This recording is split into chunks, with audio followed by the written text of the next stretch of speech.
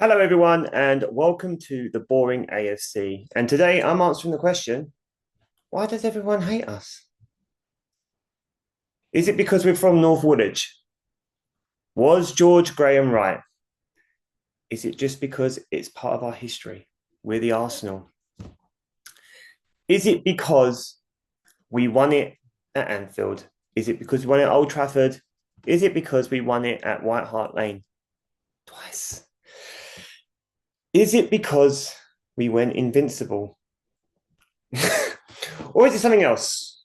Perhaps it's psychology projection. Welcome to the Boring AFC. My name is Rob, and this is where I talk about how boring and awful Arsenal are, while sitting 5 points clear at the top of the table and still in all of the main competitions. Please like and subscribe. I'm trying to get to subscribers so I can stream live. This would be a great one to debate with you guys live. But there we are. So please help me get there so I can do just that. And we'll make a start. So firstly, what is psychology projection? And I kind of came across this while I was doing some work, and I thought, actually, that kind of fits with the football side of things. So I'm going to read it to you. I'm going to read you the definition, and then we'll talk about what that might mean. So what is psychology projection? Psychology projection is where an individual or individuals and group project their own inferior thoughts or feelings onto another individual group to protect their ego.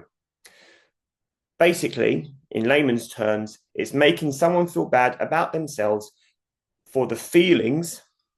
So these are the people now that make them feel bad. So is there any validity in this? Are people trying to make our fans, groups, pundits, whatever, trying to make Arsenal fans and Arsenal in general feel bad because of the own inferior feelings they have about their club? And actually, it kind of rings true. So if you look at Spurs, it's just the history of Tottenham Hotspur. They're Spursy. There's nothing really exciting to write about for Spurs in the last 50 years. Yes, they won the Europa League, but they won it in what fashion? Basically playing in the Premier League game, right? And they won one 20 years ago with Harry Redknapp. I think even George Graham won one with them before that. But there's nothing exciting about Spurs, and no one really cares. So what do? Project that feeling, worst club in history, blah, blah, blah. Chelsea. Chelsea have no history before the 2000s. Nothing.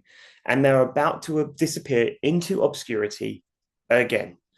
So they're trying to manage that disappointment while watching Arsenal rise from the ashes like the phoenix that they are.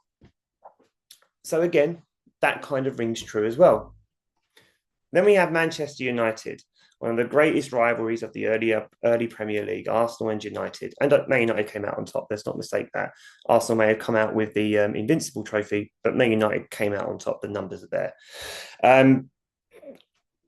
Arsenal survived their banter era, and they're coming out the other end. Man United are about 6 weeks into a fresh start, but they are not clear of their banter era just yet. So again, that kind of rings true. Then we have Liverpool. Liverpool have literally no Premier League credentials up until 2020. And we won the league at Anfield in 89. So for Liverpool, they have literally nothing to write about other than that Gerrard slip, which they're all praying for with Arsenal. Other than that, they have no Premier League credentials up until 2020. So again, it kind of rings true. And then we have Man City. I don't really know why Man City hate us, to be fair. They've only really appeared in the last 15 years in the Premier League, and they've done a great job while they've been here. I don't know why they hate us. Maybe it's because they're worried about being stripped of everything that they've won in the time being because they've got these charges up against them. Who knows? But when you look at it like that, you can see how they are projecting their own insecurities onto Arsenal Football Club and the fans and trying to rain on our parade. And we let them do it. And sometimes I think maybe we just need to ignore the noise because we're doing fine. And we've done it, as far as I can see, in the right way, regardless of whether you like the style of football or not. We are sitting pretty at the top of the league. We've got a favourable draw in the Champions League because we earned it by finishing first.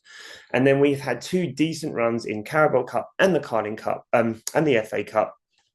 And again, decent draws where historically we've had awful draws. So breathe it in, man. Like, we're doing okay.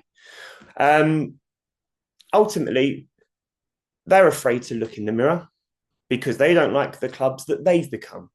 And they can see that Arsenal are a club that are currently thriving, a club that they used to banter for being god-awful, and the club that aren't doing that anymore. And we're signing players that traditionally they would have signed ahead of us, a la Declan Rice, William Saliba, Zubimendi.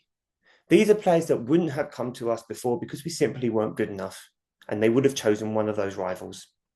And now they're not. We've lost 3 games all season, and all of them have been by the odd goal. They can't say the same. So all we've got to do is focus and crack on.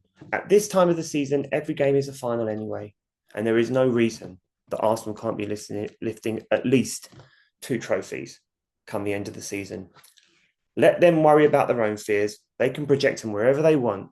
But we have the power to ignore them. And we have the power to be a very successful team come the end of this season. As always, ignore the noise. Please like and subscribe. Help me get to 50. I'll see you next time. Until then, Brighton away tomorrow. Let's hope we smash them. Up the Gunners.